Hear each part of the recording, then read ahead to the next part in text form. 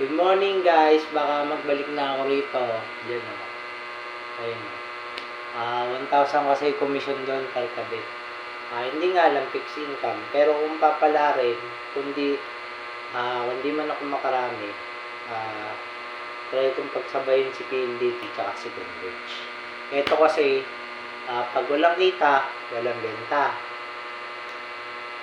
Pag walang benta, walang kita. Hindi kagaya sa PLDT, may idang araw, may fixed income. Yun nga lang, medyo na 645, walang OT. Pero kapag nakakuha ka naman, solid yun, may pambayad na ako sa atrenta kay Ate Kate, di ba? Sa mga construction friends ko, siguro malapit na vlogger is signing off in MECR. Wala na pinapuputok na tayo siguro better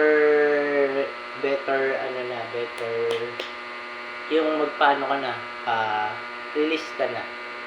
Tapusin ko lang tong close payroll. Full watch, comment, subscribe, bell all na arat na. O nga pala, Bermans, paramdam ka naman, baka naman.